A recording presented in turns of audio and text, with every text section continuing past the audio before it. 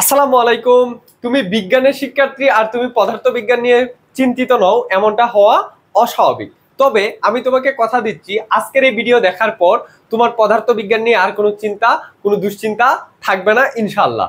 আজকের এই ভিডিওতে আমি তোমার পদার্থবিজ্ঞান শর্ট সিলেবাসের 7টা অধ্যায় থেকে মাত্র 20টা টপিক দাগাই দিব। যেই 20টা টপিক তুমি যদি ক্লিয়ার করে পরীক্ষার হলে যাইতে পারো, আমি তোমাকে লিখে দিব, তুমি 100তে 90+ মার্ক পেয়ে আসবা ইনশাল্লাহ। তো চলো শুরু করি। দেখো, আমাদের পদার্থবিজ্ঞানের যে মান বন্টনটা আছে ওইটাই আমাদের এ প্লাস পাওয়ার জন্য সবচেয়ে গুরুত্বপূর্ণ। কারণ মান বন্টনে আমার 7টা সৃজনশীল আসবে, যেখান থেকে 4টা আনসার করতে হবে, 15টা এসকিউ আসবে, এখান থেকে 10টা আনসার করতে হবে, আর 25টা এমসিকিউ থেকে 25টা আনসার করতে হবে, আর হচ্ছে প্র্যাকটিক্যাল।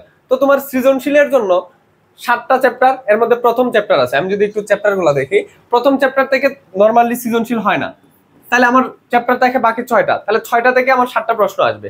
6টা থেকে যদি 7টা প্রশ্ন আসে, তাহলে যে কোনো একটা অধ্যায় থেকে 2টা প্রশ্ন আসার সম্ভাবনা বেশি। তবে একটা অধ্যায় থেকে 2টা প্রশ্ন না দিয়ে এরকমটা করতে পারে, গতি এবং বল মিলায়া, ধরো গতি থেকে একটা দিল, বল থেকে একটা দিল, আর এই 2টা মিক্সড করে একটা দিল, অথবা এই 3টা চ্যাপ্টার মিক্সড করে একটা দিল। এরকমটা হওয়ার সম্ভাবনা সবচেয়ে সবচেয়ে বেশি। তার কারণে তোমার এই প্রথম চ্যাপ্টারগুলো একটু গুরুত্ব দিয়ে পড়তে হবে। তবে আমি তোমাকে বলবো সবগুলো চ্যাপ্টারে গুরুত্ব দিয়ে পড়বা, কারণ হচ্ছে আমি সবগুলো চ্যাপ্টারের ওয়ান শট কিন্তু ইউটিউবে দিয়ে দিব আমাদের স্বপনস ক্লাসরুম ইউটিউব চ্যানেলে।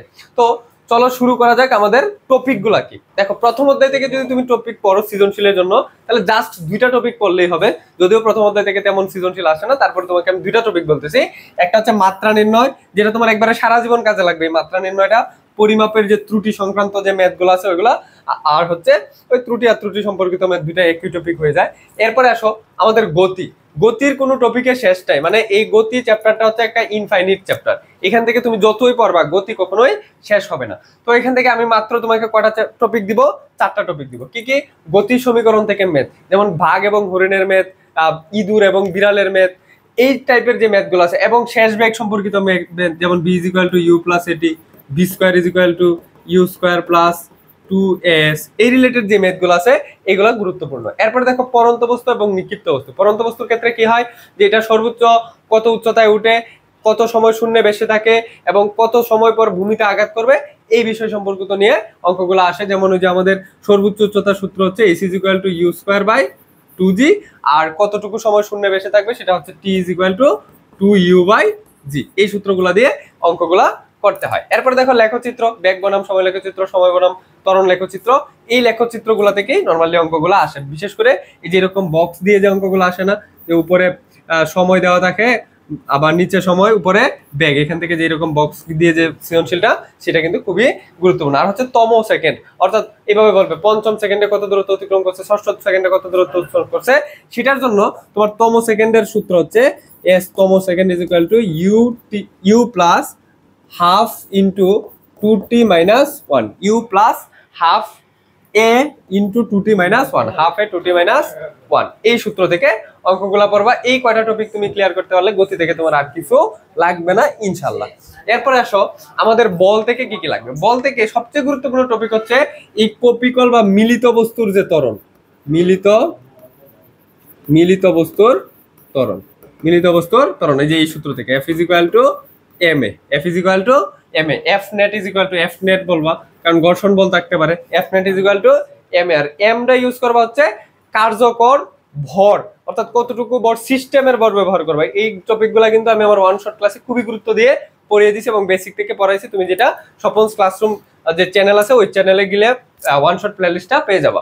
এরপর দেখো ভরবেগের সংরক্ষণ সূত্র, মানে আদি ভরবেগ ইজ ইকুয়াল টু শেষ ভরবেগ।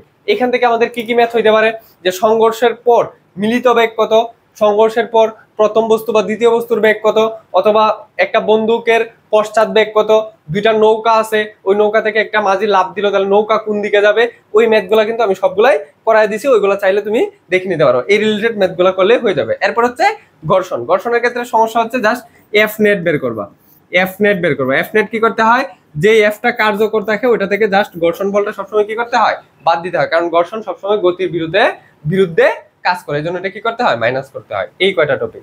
এরপরে আসো আমাদের যে কাজ, শক্তি এবং ক্ষমতা যে অধ্যায়টা, এখান থেকে প্রথমত হচ্ছে কাজ নির্ণয়। কাজ নির্ণয়টা কি, উপরে উঠা। দেখবে এরকম প্রশ্ন আসে যে রনি 2 তলায় এতগুলা সিঁড়ি অতিক্রম করে উঠছে, তাহলে রনি কতটুকু কাজ করছে, অথবা রনি মাথায় একটা বস্তা নিয়ে গেছে, তাহলে ওই বস্তা সহ তার ভরটা কিন্তু এখানে হিসাব করতে হবে। এই যে কাজ নির্ণয়ের অঙ্কগুলো আছে এগুলা পড়বা। এরপর হচ্ছে যান্ত্রিক শক্তি, এটা সবচেয়ে বেশি গুরুত্বপূর্ণ। যান্ত্রিক শক্তি রিলেটেড যেটা আছে এটা হচ্ছে এরকম চিত্র দেওয়া থাকবে, একটা এরকম চিত্র দেওয়া থাকবে, মনে করো এখানে দেওয়া আছে 100 মিটার, আর এখানে একটা বর আছে মনে করো 5 কেজি, এখানে a point, b point, c point. এই চিত্রের ম্যাথটা খুব ভালো করে পড়বা, তাহলে এখান থেকে কমন পড়ে যাবে।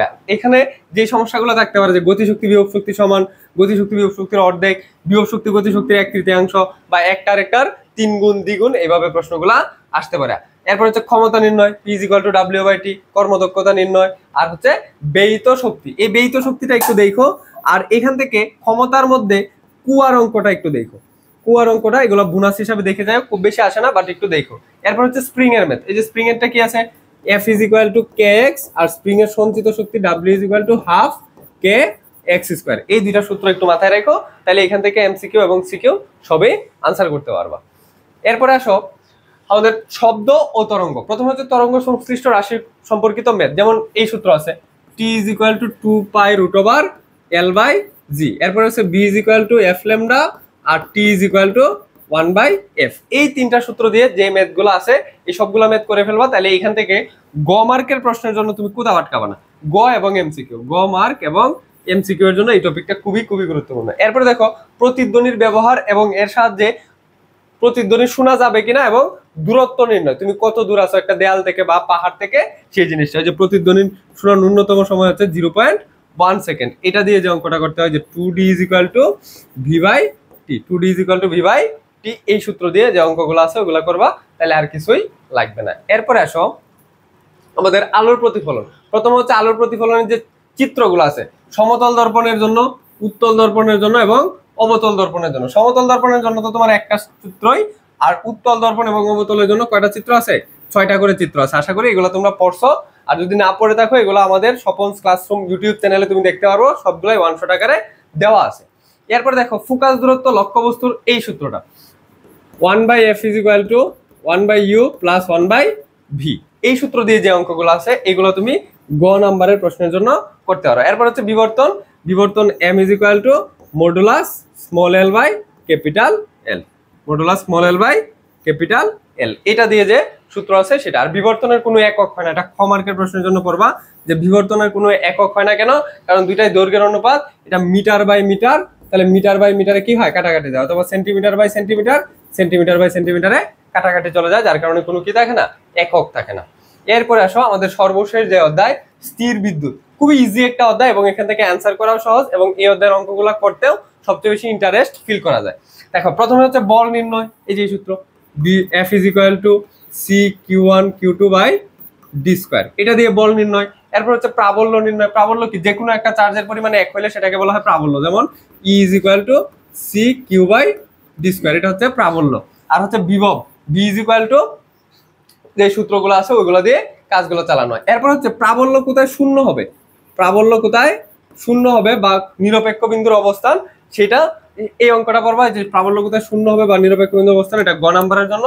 আর তড়িৎ আবেশ এবং তড়িৎ বলরেখা। তড়িৎ আবেশটা কি, কোনো একটা চার্জহীন বস্তুকে চার্জ যুক্ত বস্তুর সংস্পর্শে এনে কিন্তু স্পর্শ না করিয়ে চার্জিত করার যে প্রক্রিয়া সেটাকে বলা হয় তড়িৎ আবেশ। এই আবেশের যে চিত্র, আবেশের চিত্র সহ ব্যাখ্যা, চিত্র সহ ব্যাখ্যা, এই কোয়েশ্চনটা লাগলে মুখস্থ করে ফেলবা, তাইলেই এটা কমন পড়ে যাবে। আর হচ্ছে তড়িৎ বলরেখা, ওই যে এরকম প্লাস থেকে বের হয়, প্লাস থেকে বের হয় আর মাইনাসে যায়, এটা প্রবেশ করে। এই যে চিত্রটা আছে না, এরকম চিত্রটা তোমার বইয়ে, এই চিত্রটা জাস্ট একবার আঁকায় যাবা, তাইলে দেখবা কমন পড়ে গেছে। ঠিক আছে, এই হচ্ছে আমাদের পদার্থবিজ্ঞানের মোট 20টা টপিক। এই 20টা টপিক তুমি ক্লিয়ার করতে পারলে I guaranteed you will get 90+ marks.